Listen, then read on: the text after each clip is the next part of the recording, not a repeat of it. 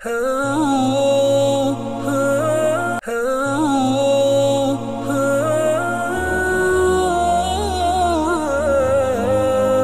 அல்ஹம்துலில்லாஹ் வஸ்ஸலாத்து வஸ்ஸலாமு அலா ரசூலில்லாஹ். அன்பு பிரேட்டிவினர்கள், அஸ்ஸலாமு அலைக்கும் வரஹ்மத்துல்லாஹி வபரகாத்து.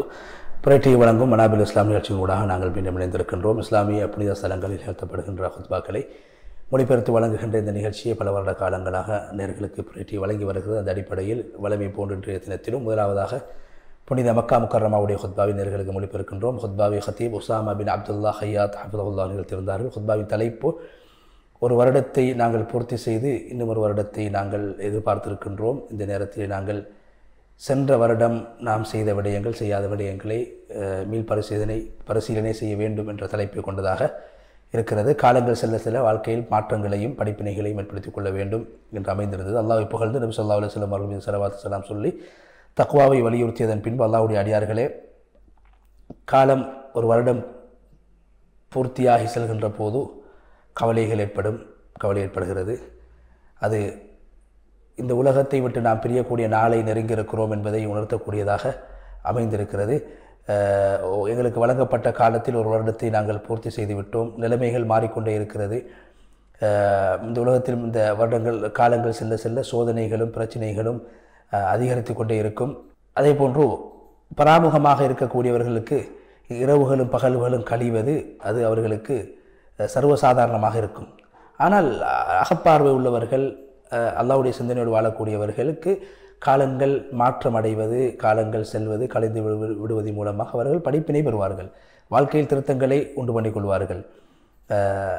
அபூ தர்தா ரலியல்லாஹு தஆலா அன்ஹு அவர்கள், ஹசன் பஸ்ர் ரஹ்மத்துல்லாஹி அலைஹி அவர்கள் சொன்ன ஒரு விடயம், அபூ தர்தா ரலியல்லாஹு தஆலா அன்ஹு அவர்கள் சொன்னதாக ஹசன் பஸ்ர் ரஹ்மத்துல்லாஹி சொல்கிறார்கள், ஆதமுடைய மகனே, நீ சில நாட்கள், உன்னுடைய வாழ்வு சில நாட்களை கொண்டதாகும். ஒரு நாள் சென்று விட்டால் உன்னுடைய வாழ்க்கையில் ஒரு பகுதி சென்று விடுகிறது. அதே போன்று எங்களுடைய முன்னோர்கள் சொல்வார்கள், காலங்கள் செல்வதை கொண்டு எப்படி ஒரு மனிதன் சந்தோஷம் அடைவது? அவனுடைய வாழ்வில் ஒரு நாள் குறைகிறது. நாள் குறைவது மாதத்தை குறைத்துவிடும், மாதம் குறைவது என்பது வருடத்தை குறைத்துவிடும், வருடம் என்பது ஒரு மனிதனுடைய வாழ்க்கையை குறைத்துவிடும். ஒரு மனிதனுடைய காலம் செல்ல செல்ல அவன் அஜலை நெருங்கி கொண்டிருக்கிறான். அவன் எப்படி சந்தோஷம் அடைவது? மௌத்தை நெருங்கி கொண்டிருக்கிறான். யாருடைய நாட்களும் பகல்களும் இரவுகளும் தான் மறுமையை நோக்கி பயணிக்கக்கூடியதாக அமைந்து விடுமோ அது அவர்களை மறுமையின் பால் இட்டு செல்லும். அல்லாஹ்வுடைய அடியார்களே, அறிவாளிகள், புத்திஜீவிகள், மறுமை சிந்தனை உள்ளவர்கள் வருடங்கள் கழிகின்ற போது அவர்கள் தங்களை பரிசோதனை செய்து பார்ப்பார்கள், மீள் பரிசோதனை செய்வார்கள். எப்படி ஒரு வியாபாரம் நடந்ததுக்கு பின்னால் கணக்கு வழக்கு பார்ப்பதை போல ஒரு வருடம் கழிகின்ற போது அவர் தன்னை மீளாய்வு செய்வார். எந்த அளவு லாபம் அடைந்திருக்கிறேன், எந்த அளவு நஷ்டம் அடைந்திருக்கிறேன், லாபத்துக்கான காரணம் என்ன, நஷ்டத்துக்கான காரணம் என்று அறிவதை போன்று, ஒரு வியாபாரியை போன்று நல்லவர்கள், மறுமை சிந்தனையோடு வாழக்கூடியவர்கள் காலங்கள் செல்ல செல்ல படிப்பினைகளை பெற வேண்டும். ஒரு முஃமின் செல்லக்கூடிய பாதை தான் சரியான பாதை. அது அவனுடைய நோக்கத்தின் பால், மறுமையின் பால் இட்டு செல்லும். அவனுடைய அந்த உண்மையான நோக்கத்தை அடைந்து கொள்ள வேண்டும் என்பதற்காக அவர் பாடுபடுவார். நஷ்டமில்லாத வியாபாரம், மறுமையுடைய வியாபாரம், மறுமையுடைய அது லாபம், அது அழிய மாட்டாது, அது நிரந்தரமானது. அல்லாஹ் தஆலா அதுக்கு உயர்ந்த அந்தஸ்தை வைத்திருக்கிறான். அல்லாஹ் குர்ஆனில் சொல்கிறான், சூரா அல் கஹ்ஃப் 46 வசனத்தில், பணம், பிள்ளைகள் இந்த உலகத்துடைய அலங்காரமாகும், நிரந்தரமாக மனிதனுக்கு எவைகள் பயனளிக்கும் அதுதான் அல்லாஹ்விடத்திலே சிறந்ததாகவும் நன்மையை பெற்று தரக்கூடியதாகவும் மேலெண்ண வைக்கக்கூடிய விடயங்களில் சிறந்ததாகவும் இருக்கும். இதனால்தான் எங்களுடைய முன்னோர்கள் அவர்கள் வாழ்க்கையில் திருத்தத்தை உண்டு பண்ணக்கூடிய ஒரு சந்தர்ப்பமாக காலங்கள் முடிவடைகின்ற போது, காலங்களை வருடங்களை கடக்குகின்ற போது அவர்கள் ஆக்கிக்கொள்வார்கள். உலகத்துடைய ஈடுபாடுகள், உலகத்துடைய அலங்காரங்கள், உலகத்துடைய அழகுகள், உலகத்துடைய அழகு சௌந்தரியங்கள் அவர்களை மறுமை சிந்தனையை விட்டும் தூரமாக்க இந்த உலகை அவர்கள் நல்ல விடயங்களில் செலவழிப்பார்கள். நல்ல மறுமையுடைய நோக்கத்தை அடைந்து கொள்ள வேண்டும் என்பதற்காக செலவழிப்பார்கள். அதுக்கு மாற்றமாக பராமுகமாக வாழக்கூடியவர்கள் பராமுகத்தில் வாழ்வார்கள். அவர்கள் இப்பயும் அந்த உலகம் என்ற போதையிலே அவர்கள் மயங்கி கிடப்பார்கள். சோதனைகளை கொண்டு அவர்கள் படிப்பினை பெற மாட்டார்கள். வாழ்க்கையில் ஏற்படக்கூடிய பிரச்சனைகளை பார்த்தெல்லாம் அவர்கள் படிப்பினை பெற மாட்டார்கள். அதே போன்று அவர்கள் அல்லாஹ்வை மறந்து விடுவார்கள். அல்லாஹு தஆலா அவர்கள் யார் என்பதை மறக்கடிக்க செய்து விடுவான். அல்லாஹு தஆலா குர்ஆனில் சொல்கிறான், நீங்கள் சில பேர்களை போன்று ஆக வேண்டும், அவர்கள் எப்படிப்பட்டவர்கள், அல்லாஹ்வை மறந்தார்கள், அல்லாஹ்வும் அவர்கள் யார் என்பதை அவர்களுக்கு மறக்கடிக்க செய்து விட்டான், அவர்களை பராமுகமாக வாழ வைத்து விட்டான். அவர்கள் தான் பாவிகள். சூரா அல் ஹஷ்ர் 19வது வசனம். அல்லாஹ்வுடைய அடியார்களே, இந்த முஹாசபா என்று சொல்லக்கூடிய சுய பரிசோதனை இது ஒரு மனிதனை மிக சிறந்த வாழ்க்கையின் பக்கம் விட்டு செல்லும்.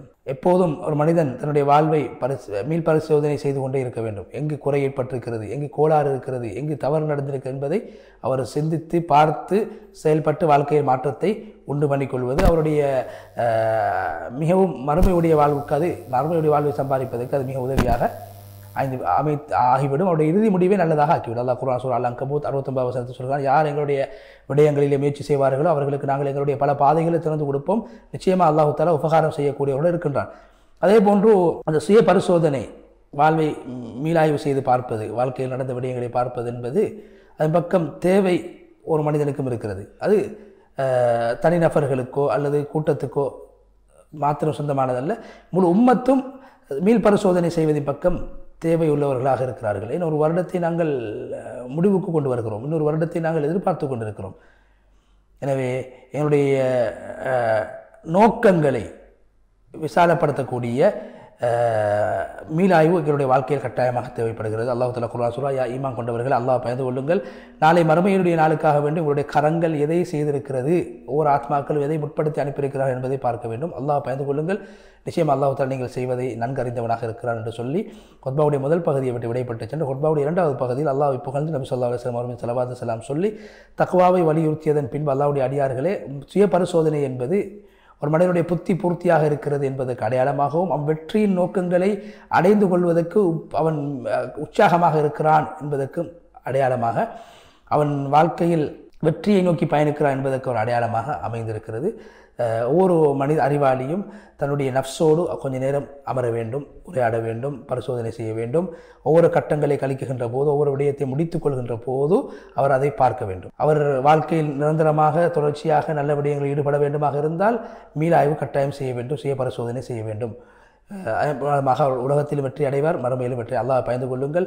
எப்போதுமே நல்ல விடயங்களை, அதாவது நஃப்ஸோடு மீளாய்வு செய்வதை, அந்த முஹாசபா என்று சொல்லப்படக்கூடிய சுய பரிசோதனை செய்வதை வளமையாக ஆக்கிக் கொள்ளுங்கள். நீங்கள் புதிய ஒரு கட்டத்தை அடைய இருக்கின்றீர்கள், புதிய ஒரு எல்லையை முடித்துவிட்டு இன்னொரு எல்லையை நீங்கள் ஆரம்பிக்க இருக்கிறீர்கள். அதனால் நிச்சயமாக நீங்கள் உங்களுடைய வாழ்க்கையிலே சென்ற வருடம் நடந்த விடயங்களை நீங்கள் மீளாய்வு செய்து பார்க்க வேண்டும், சுய பரிசோதனை செய்து பார்க்க வேண்டும், திட்டமிட வேண்டும், எதிர்காலத்துக்கு திட்டமிட வேண்டும், நடந்த விடயங்களில் திருத்தங்களை கொண்டு வர வேண்டும் என்று சொல்லி நபி ஸல்லல்லாஹு அலைஹி வஸல்லம் அவர்கள் அதிகமாக ஸலவாத் சலாம் சொல்லுங்கள் என்று வலியுறுத்தி நீண்டதொரு துஆவை செய்து ஹத்தீப் உசாமா பின் அப்துல்லா ஹையாத் ஹஃபிதஹுல்லாஹ் அவர்கள் முழுமையாக புனித மக்கா முக்கர்ரமாவுடைய ஹுத்பா விட்டு விடைபெற்று சென்றார். அடுத்ததாக நேயர்களுக்கு நாங்கள் புனித மதீனா முனவ்வராவுடைய ஹுத்பாவை மொழிபெயர்க்க இருக்கின்றோம். அதற்கு முன்னால் ஒரு இடைவேளை.